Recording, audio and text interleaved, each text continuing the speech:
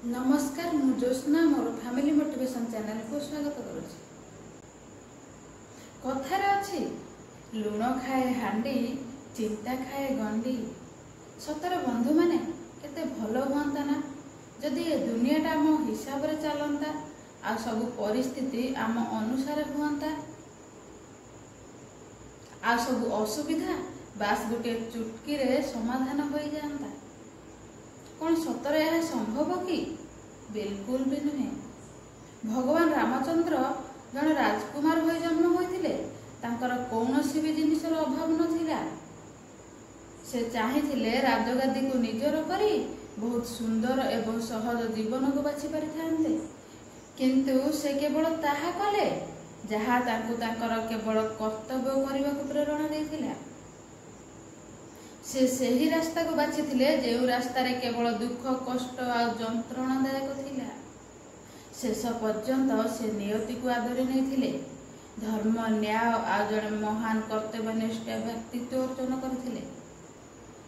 कारण तांको भी जना थिला कि एई मर्त्यमंडल रे जिए भी जन्म नेब ताकू एहार नियम को मानिबाकू पड़िबो।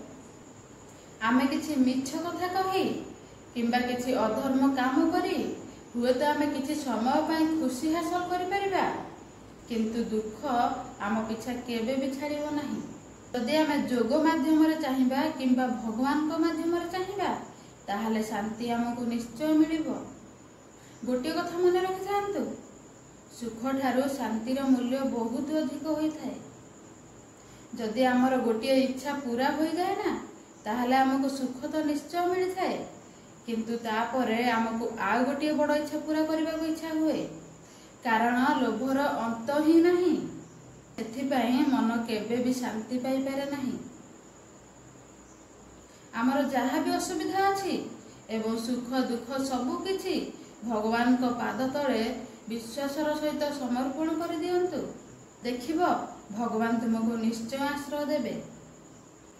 मात्र गोटे दिन पर युद्ध हबार थाए। जंगल को काटी माटी को रणभूमि पर प्रस्तुत चली थाए। श्रीकृष्ण एवं अर्जुन युद्ध क्षेत्र को अनुध्यान करुथांते। ठीक सही समय रे गोटे चढ़ईटे उड़ी आसी श्रीकृष्ण को सामने रे बसी पड़िला। संगे संगे श्रीकृष्ण पचारिले, कुह पक्षी तुमर मो सामना को आसीबार कारण कौन? पक्षीटी संगे संगे कहिला, हे प्रभु आपण को तो सबु जणा अछि। ए दुनिया रे एमिति कौन अछि जे आपण को अछपा थिबो? एतिकी कही पक्षीटी कहिला, हे प्रभु जंगल तो कटा होई गला, मु आ गोटे ठिकाना खोजुची, मते आशीर्वाद करंतु। तापर श्रीकृष्ण तथास्तु कही पुणी थरे पचारिले, आउ कौन काम अछि कुहंतु। तापरे चढ़ईटी अति करुणातार सहित कहिला, हे प्रभु मु कौन तुमको विश्वास करि परिबी? जाने मोर दुख कौन आपण को जना अछि।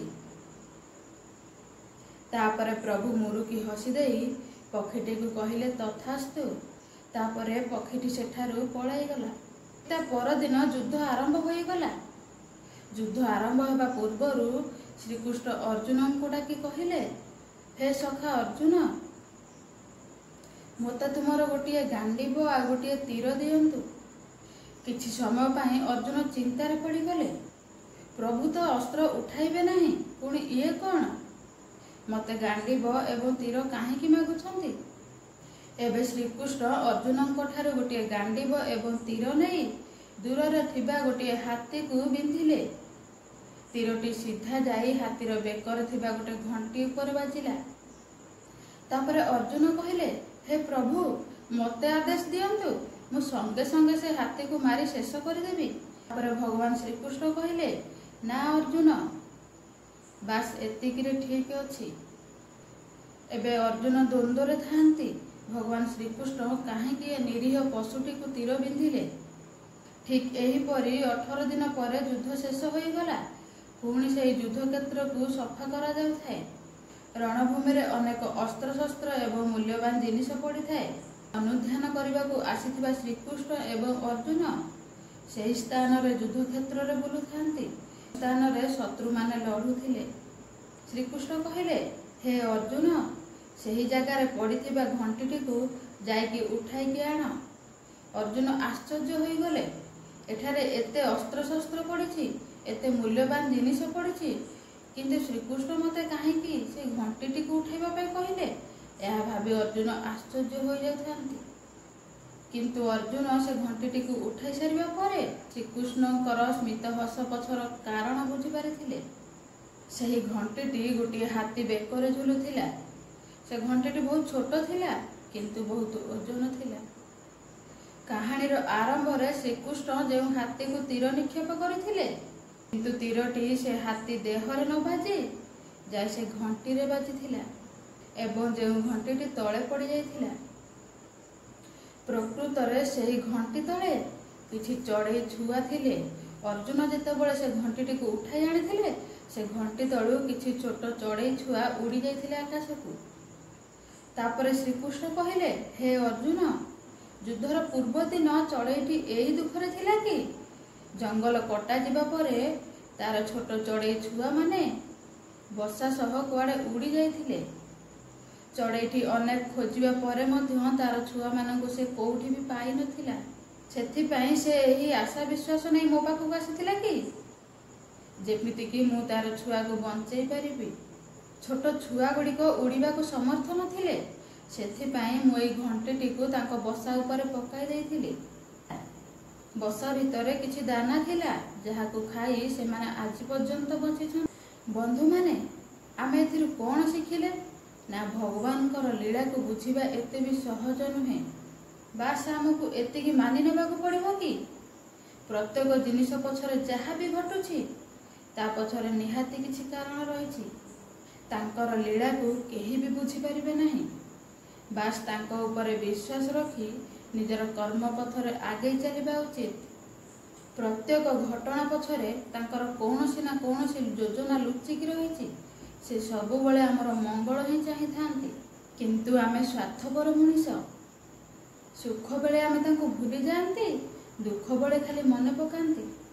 ଶେଷରେ ବନ୍ଧୁମାନେ ଗୋଟିଏ କଥା କହିବି କି ଭଗବାନଙ୍କ ଉପରେ ଦୃଢ଼ ବିଶ୍ୱାସ ରଖନ୍ତୁ। ଯାହା ବି ଭାବୁଛେ, ଯାହା ବି ଲୁଚେଇକି କରୁଛନ୍ତି, ସବୁ ସେ ଚକା ଆଖି ଦେଖୁଛି। ପରିସ୍ଥିତି ଯେମିତି ବି ଥାଉ, ଜୀବନରେ ଯେତେ ବି ସୁଖ ଦୁଃଖ ଆସୁ, ଚିନ୍ତା କରନ୍ତୁ ନାହିଁ। ଋତୁ ପରି ଦିନେ ସୁଖ ଆଉ ଦୁଃଖ ମଧ୍ୟ ଆସିଥାଏ। ଖରା ଦିନରେ କଷ୍ଟ ହୋଇଥାଏ, ବର୍ଷା ଦିନ ଭିଜାଇ ଦେଇଥାଏ। କିନ୍ତୁ ଯେତେବେଳେ ଖରା ଆଉ ବର୍ଷା ଦୁଇଟି ଯାକ ମିଶିଯାଆନ୍ତି ନା, ଆକାଶରେ ସୁନ୍ଦର ଇନ୍ଦ୍ରଧନୁ ସୃଷ୍ଟି ହୋଇଥାଏ।